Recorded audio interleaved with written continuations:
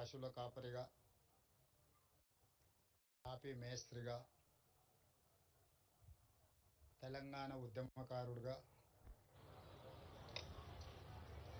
చివరి శ్వాస వరకు తన సర్వం దారబోసి ఈ తెలంగాణ ఉద్యమాన్ని, తెలంగాణ రాష్ట్ర సాధనలో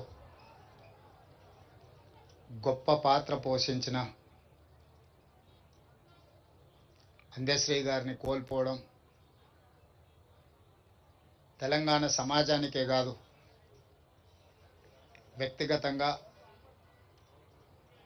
నాకు చాలా తీరని లోటు. పిసిసి అధ్యక్షుడిగా ప్రజాక్షేత్రంలో పర్యటిస్తున్నప్పుడు అందశ్రీ గారిని కలవాలని ప్రయత్నం చేస్తే నేను రాజకీయ నాయకులకు దూరంగా ఉంటాను, రాజకీయ నాయకులను వేదికల మీదనే కలుస్తాను కానీ వ్యక్తిగతంగా కలవను అని ఒక మిత్రుడి ద్వారా సమాచారాన్ని చేరవేశాను. అయినా పర్వాలేదు, ఒకసారి కలుద్దాం, తెలంగాణ రాష్ట్ర భవిష్యత్తు గురించి చర్చించుకుందాం, రాష్ట్ర సాధనలో కోట్లాది మందిని ఏకం చేసి తెలంగాణ ఉద్యమ బాట నడిపించిన మీరు ఈనాడు 4 కోట్ల తెలంగాణ ప్రజలు కష్టాలలో ఉన్నప్పుడు మీదైన పాత్ర పోషించాలి అని చెప్పి అందశ్రీ గారిని అడగడం, కలవడం, ఆనాడు కాంగ్రెస్ పార్టీని నడిపించే క్రమంలో వారొక గొప్ప స్ఫూర్తినిచ్చింది. కొట్లాడితే ఖచ్చితంగా తెలంగాణ ప్రజలు ఆశీర్వదిస్తారు, తెలంగాణ ప్రజల యొక్క సమస్యల్ని తీర్చడానికి కలిసి పనిచేద్దాము, నీతో మాట్లాడిన తర్వాత నాకు నమ్మకం వచ్చింది, తప్పకుండా నువ్వు చేసే ప్రయత్నంలో నేను చేయగలిగిన ప్రయత్నం నేను చేస్తాను, అందరం తలా ఓ చెయ్యి వేసినప్పుడే ఈ తెలంగాణ సమాజానికి ప్రయోజనం చేకూరుతుంది అని చెప్పి ఆనాడు అందశ్రీ గారి మాటలు, ఆ తర్వాత వారు నేను చర్చించుకున్న అంశాలు మీడియా మిత్రులకు తెలుసు. అందశ్రీ గారితో మాట్లాడుతున్నప్పుడు నాకు చదువుకోవడానికి పట్టణం వచ్చిన తమ్ముడికి ఊర్లో వ్యవసాయం చేసే అన్న చూడడానికి వచ్చినప్పుడు కలిగే అనుభూతి కలిగేది నాకు అందశ్రీని ఎప్పుడు కలిసిన. వారొక స్ఫూర్తిగా ఈ పరిపాలనలో పేదలకు ప్రయోజనం చేకూర్చాలన్న ఆలోచన వచ్చినప్పుడు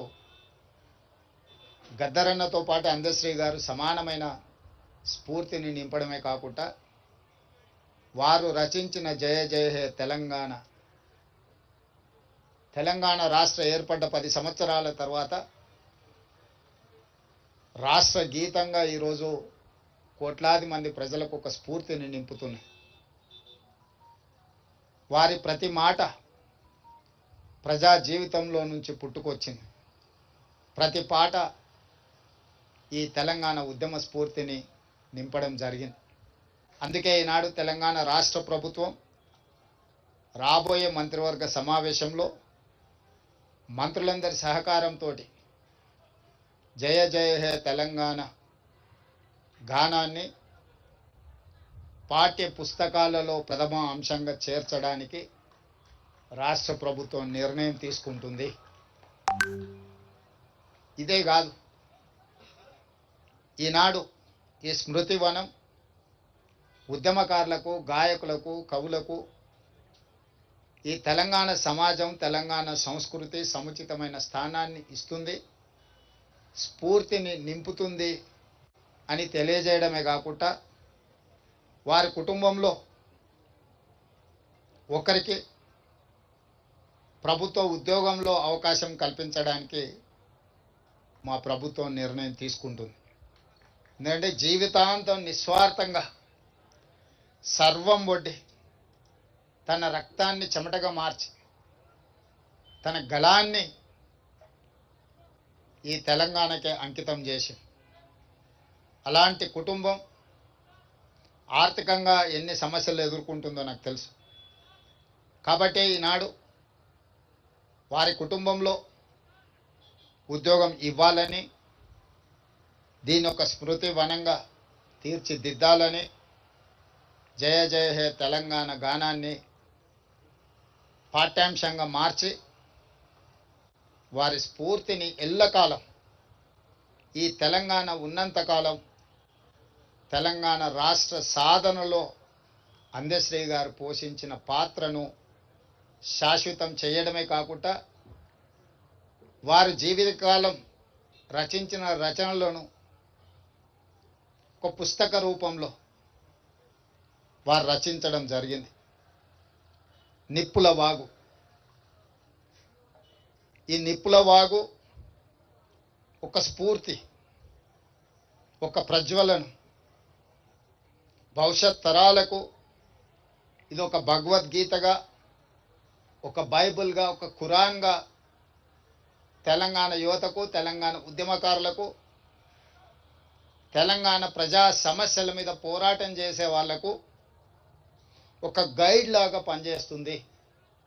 అందుకే నిప్పుల వాగును 20,000 ప్రచురణలు తెలంగాణ ప్రాంతంలో ఉండే ప్రతి లైబ్రరీలో, తండాలలో, గూడాలలో, మారుమూల పల్లెల్లో ఉండే తెలంగాణ సమాజం అంతా అందశ్రీ గారి స్ఫూర్తితో వారి రచనలో ఉన్న సారాంశాన్ని తీసుకొని పేదలకు సేవలు అందించడానికి ఉపయోగపడే విధంగా నిప్పుల వాగు గ్రంథాన్ని ప్రతి లైబ్రరీలో పెట్టే విధంగా ప్రభుత్వం చర్యలు తీసుకుంటుంది. ఇదే కాకుండా వారి అభిమానుల నుంచి సూచనలు తీసుకొని ఇంకా ఏం చేయగలమో, వారి పేరు, వారి స్ఫూర్తి తెలంగాణ సమాజంలో శాశ్వతంగా పదిలంగా ఉండడానికి అవసరమైన చర్యలన్నీ మా ప్రభుత్వం చేపడుతుంది. వారు ఏనాడు వారి ఆరోగ్యం గురించి, వారి ఆర్థిక పరిస్థితుల గురించి, కుటుంబ సభ్యుల గురించి ఏనాడు కూడా అందశ్రీ గారు ఆలోచన చేయలే. ఈ 4 కోట్ల తెలంగాణ ప్రజల యొక్క సమస్యలే తన సమస్య అని, ఈ సమాజమే తన కుటుంబం అని భావించిన ఒక గొప్ప మానవతావాది. నాకు వ్యక్తిగతంగా మనసుకు చాలా దగ్గరగా వారి ఆలోచన, వారి స్ఫూర్తి ఎప్పుడు నాకు కలిగించే విధంగా వారు కలిసినప్పుడల్లా మాట్లాడేవాడు. వారిని కోల్పోవడం తెలంగాణ సమాజంతో పాటు నాకు, నా కుటుంబానికి ఒక బాధాకరమైన అంశము. ఏది ఏమైనా తెలంగాణ రాష్ట్ర ప్రభుత్వం అందశ్రీ గారికి గౌరవించడమే కాదు, అందశ్రీ గారికి పద్మశ్రీ ఇవ్వాలి అని గత సంవత్సరం కేంద్ర ప్రభుత్వానికి లేఖ రాయడం జరిగింది. ఈసారి కూడా స్వయంగా ప్రధానమంత్రి నరేంద్ర మోడీ గారిని కలిసి తెలంగాణ ఆత్మగౌరవం, తెలంగాణ గుండె ధైర్యం అందశ్రీ గారికి పద్మశ్రీ ఇవ్వాల్సిందిగా కేంద్ర ప్రభుత్వాన్ని విజ్ఞప్తి చేస్తున్నాం.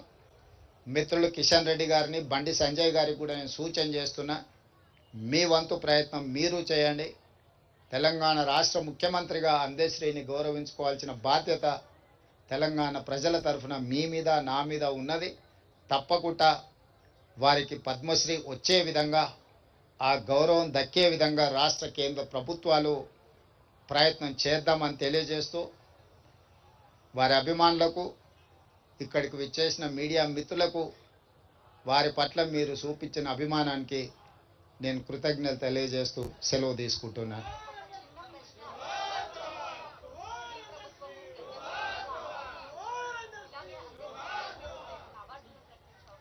ఇప్పుడు అందశ్రీ గారి పేరు శాశ్వతంగా పదిలంగా ఉండడానికే పాఠ్య పుస్తకాలలో పాఠ్యాంశంగా ఈ జయ జయ హే తెలంగాణను తీసుకోవడం జరుగుతుంది.